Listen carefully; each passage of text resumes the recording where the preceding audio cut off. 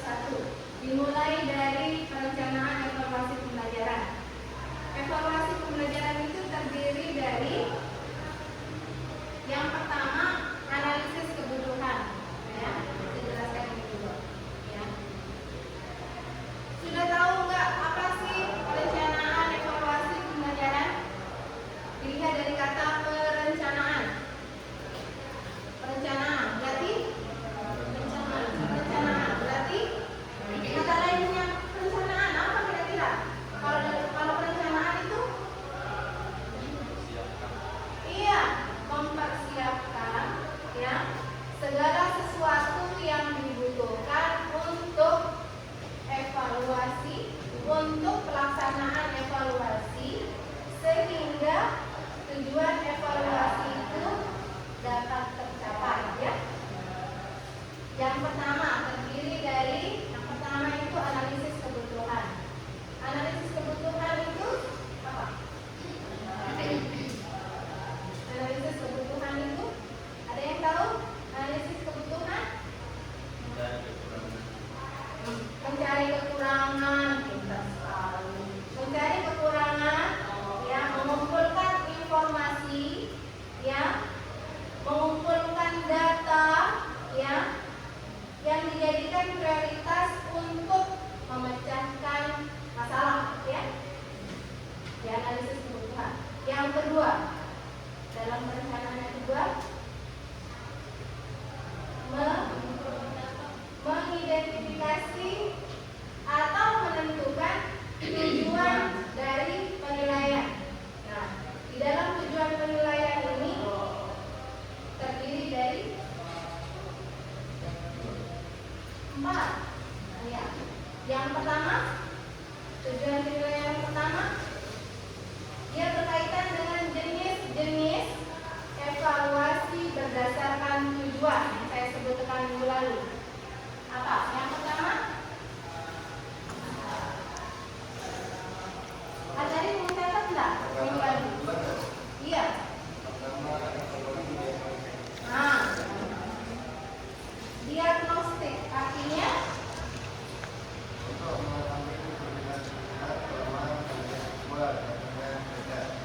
pintar ya, dari pintar. Kemudian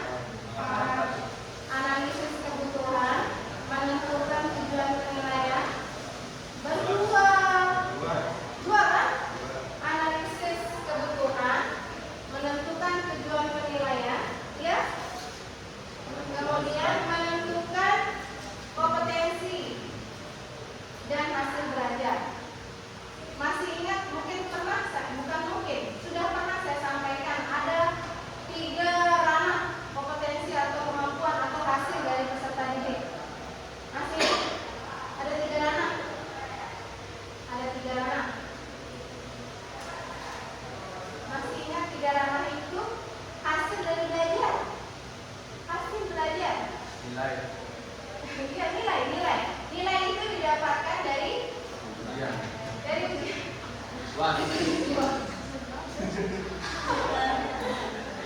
Jadi hasil belajar peserta didik itu ada 3. Yang pertama itu adalah berdasarkan kognitif, pengetahuannya diukur dengan siapa yang bisa? Diukur dengan siapa yang bisa? Apa?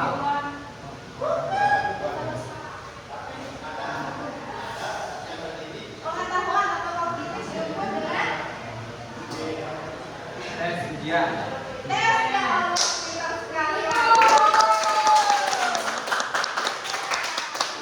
Tunggu yang lainnya waktu.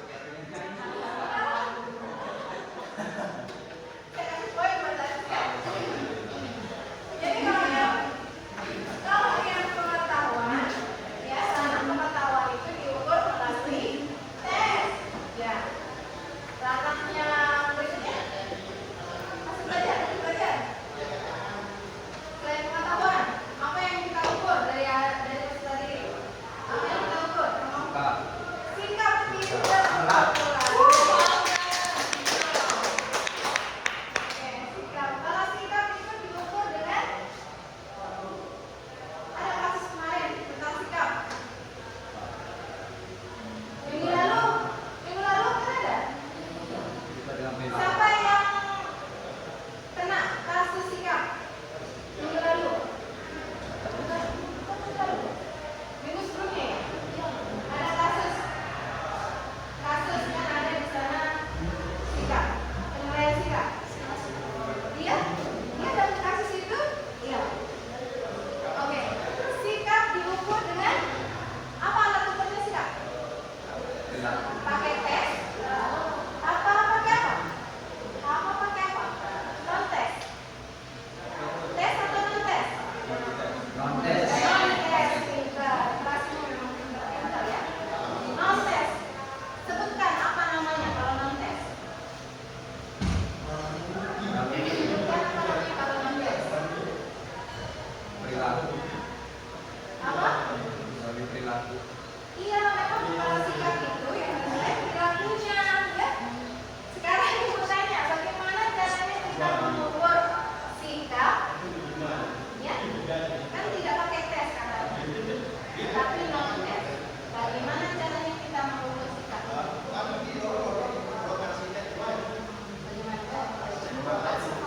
Observasi pintar.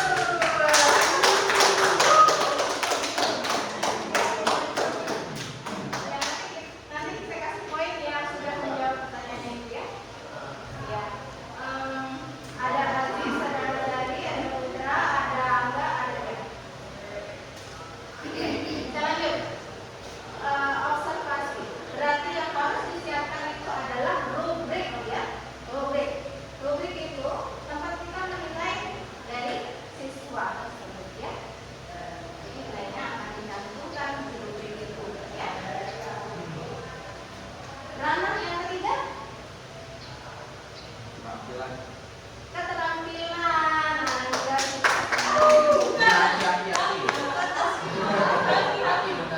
Oh, Hakim menjawab. Suaranya Angga ya, kedengeran.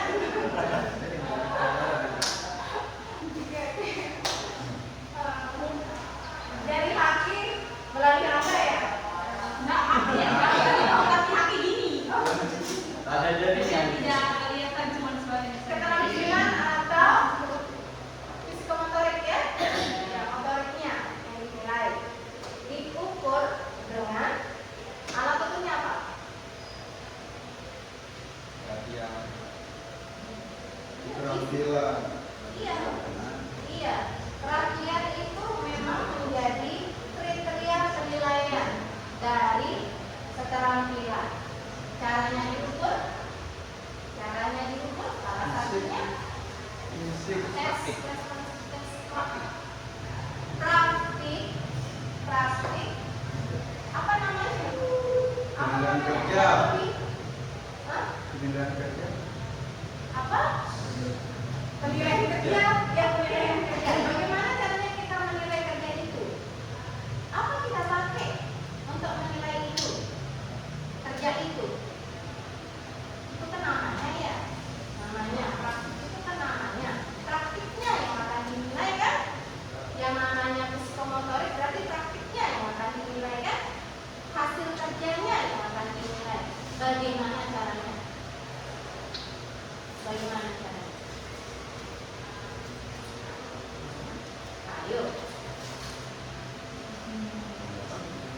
Bagaimana caranya dinilai kerja kalian itu? Presentasi, iya memang presentasi itu salah satu bentuk penugasan. Ya, oke, benar nggak? Benar. Apa yang harus disiapkan? Visi. Apa yang harus disiapkan? Psikomotorik atau keterampilan dapat dinilai melalui praktikum, kemudian penugasan, ada presentasi, ada pembuatan apa ya, misalnya pembuatan makalah, ya. Caranya dinilai itu dengan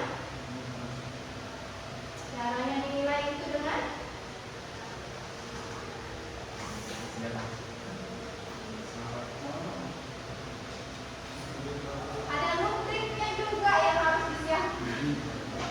Iya sama. Kalau kalian praktikum, maka dosen itu harus menyiapkan, dosen atau guru harus menyiapkan rubrik penilaiannya, ya. Yang tadi yang salah satunya yang dinilai adalah kerapiannya. Kemudian sampai seberapa dia bisanya itu ya. Apakah dia tuntas atau tidak tuntas? Nanti di sana ya. Sudah berapa?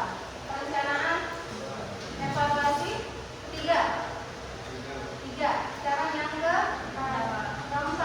keempat itu ada membuat kisi-kisi soal. Apa itu kisi-kisi soal?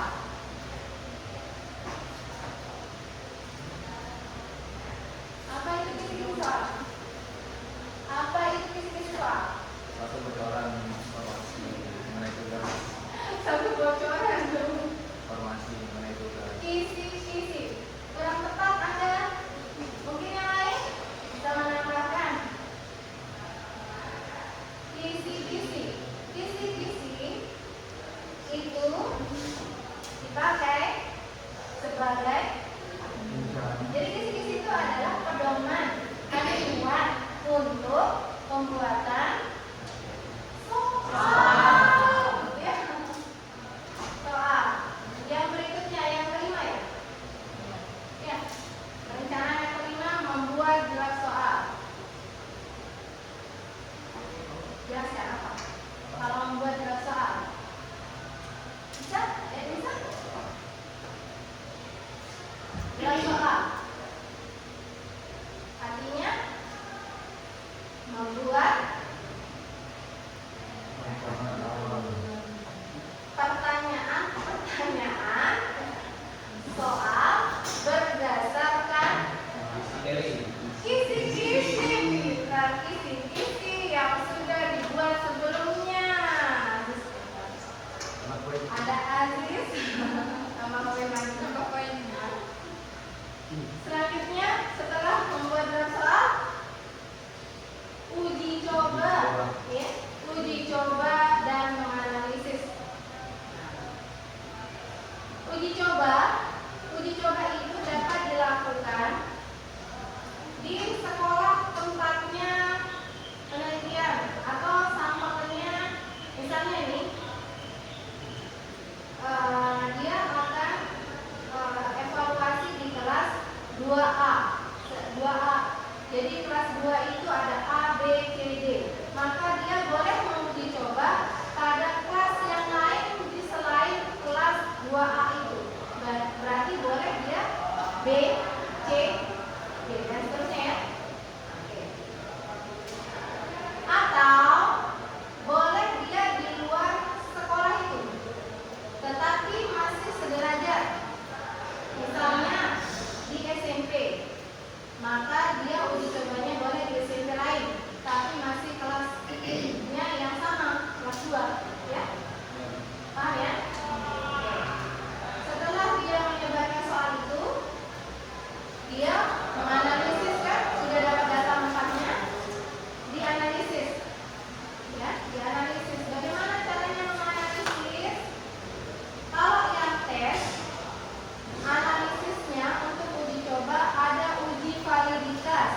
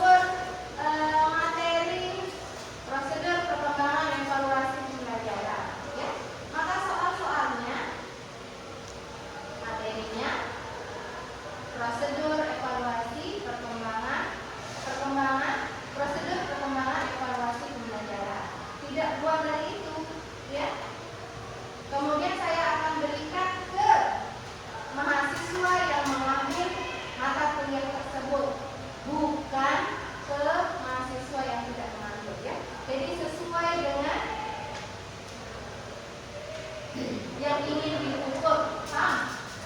Oke. Kalau yang reliabilitas, reliabilitas, reliabilitas, reliabilitas, apa? Reliabilitas itu adalah konsisten, adik-adik. Jadi meskipun datanya atau soalnya dipakai berulang-ulang kali, hasilnya akan tetap sama, akan tetap ya konsisten. Kalau daya beda, daya beda, daya beda, daya beda. Apa daya beda? Sampai seberapa soal itu dapat membedakan siswa yang menjawab benar itu mengerti atau tidak. Yang itu dari beda. Kalau yang tingkat kesukaran, tingkat kesukaran, suka, ada kata kopinya, suka. Berarti suka itu artinya apa? Suka. Nah, suka itu artinya apa? Suka. Masa nggak tahu? Cerita. Pintar tahu. Jadi suka itu adalah sulit. Jadi bisa kita tahu mana soal-soal yang sulit dan mudah. Oke, sampai di sini paham? Selesai uji coba analisis data, kan kita tahu ya mana yang soalnya valid, mana yang tidak, mana yang reliable, mana yang tidak reliable. Ya, itu bisa kita tahu setelah analisis. Jadi soal-soal itu yang tidak valid bisa kita perbaiki. Jadi berikutnya dalam perencanaan tadi sudah berapa ya? Berapa? 5. Jadinya uji coba itu nomor berapa? Dan analisis nomor berapa? Nomor 2. Enggak, Ini nomor 4. 3 2. Ada 3. Jawaban nomor 4. Kamu berapa?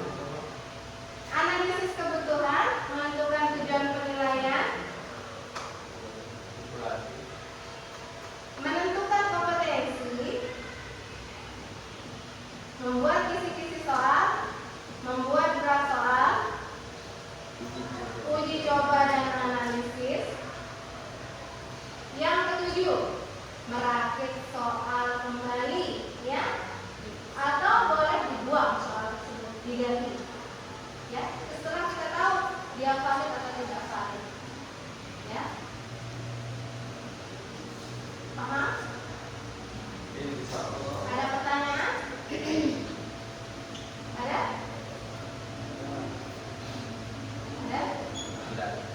Gak ada? Oke. Sampai ketemu di UTS ya. Jadi nanti materinya termasuk prosedur perkembangan evaluasi ini. Ya. Oke. Kalau tidak ada pertanyaan, kita akhiri. Oke. Sebelum kita akhiri, kita berdoa dulu ya. Ya. Kita berdoa. Ayo pindah buka kelas. Yes. Silakan siapa yang buka kelasnya? Baik, sebelum pelajaran kita agama dan keyakinan berdoa. Baik.